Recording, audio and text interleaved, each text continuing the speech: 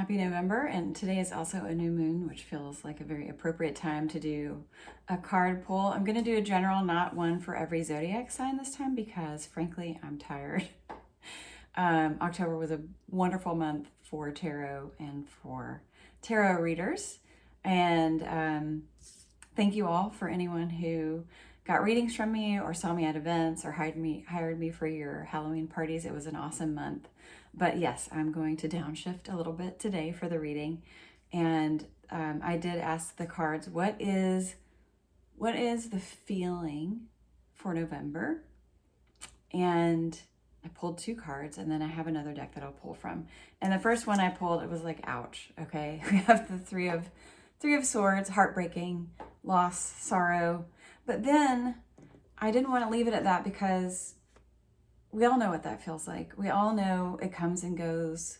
We all know that it's a part of life. Suffering is a part of life. Pain is a part of life. Being sad, being low, and just feeling that pierce of sorrow. It's no stranger. But I also just hate to leave it on that note because I don't like it rattling around in our brains, thinking, when's the other shoe going to drop? And I thought it was so perfect that the card I pulled right after it was the Ace of Cups, which is an open heart. And an open heart has many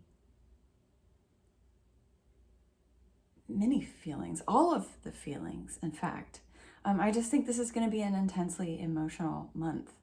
I think we're going to have a lot of feelings of loss and grief. And I think it's also a softening, a very loving month, a very compassionate month, a month filled with lots of joy, overflowing, in fact. So just very heart-centered, heart-focused, piercing through, I'm even thinking about this as like piercing through a facade that we've built, or walls, or this humanity where we've built a shield between ourselves and others, and piercing through that in some way, shape, or form. And maybe it will be painful, but that the end result will be us feeling so much more connected to ourselves and one another in a really, truly soft, loving way. That's my hope, anyway. And so I've got another deck of cards that I'd like to pull from. I haven't pulled them yet, so this will be a surprise for all of us. This one definitely wants to come out. Roots, influence, support. And this is from the Southern Gothic Oracle. And just because it's a little newer to me, I would love to read from the guidebook. Again, this is the energy of November. This is a general message from the Scorpio new moon. So we have roots, influence, and support. And let's see. So these are a collection of High John the Conqueror roots resting in a seashell dish. High John root is a plant in the sweet potato family. It has many alleged powers, such as winning court cases, enhancing male virility, or good luck in gambling. These roots are sometimes fed rum or whiskey blessed with prayers and placed in a mojo bag to be carried as a talisman. Are you in a situation where you feel hopeless or restrained? According to lore, John, the spirit in the root, is a liberator of the oppressed, working to grant power to the powerless.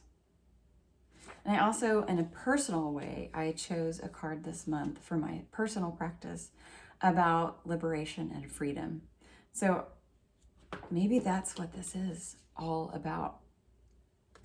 Maybe this is a liberation of emotions, of pain, of sorrow, of coming to terms with a lot of things that we wish were different, or with things that we've lost that we can't get back.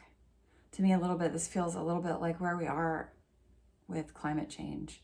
There's a certain threshold that feels like we have really reached, that we can't turn back the dial. We can't do things differently. Like, we're here. We're at a very big change, and we have to learn how to live with it and how to live with each other more peacefully. And I think that's hopefully what is opening up for us. It doesn't necessarily mean it's about climate change, of course, but we've seen it so many times. We've seen it in North Carolina. Gosh, we've seen it before this year. My house flooded twice in a year and a half. It's like 7 years ago. So yeah, maybe it's just about a liberation of, instead of wishing we were somewhere else and wishing that something would go differently. That's a pretty big source of pain and suffering, is hoping things will change instead of accepting the reality. And then it just opens us back up to the flow of life and the flow of love when we can say, this is where we are. Let's work from this point, the reality of what is, so that we can move forward. And maybe these, getting back to our roots in a way, like let's get our hands dirty. Let's go back to the basics, just making friends with our neighbors, sharing things, being open to one another. I know there's obviously, this is an election month. There's been some nasty stuff going around. And maybe getting back to our roots is really just kind of taking care of each other, grieving together, supporting one another, being open instead of closed, understanding that there's so much more than just us as individuals. And, this card to me is that universal humanity card of like, wow, I'm broken open. And now I can feel what you felt. I can see what you're seeing. It's a card of empathy. Maybe the roots of it is just caring for one another, loving one another, seeing things from each other's eyes, and knowing that this month is a time to take care of each other, no matter who you are. And yeah, with that, I guess we'll see how November plays out.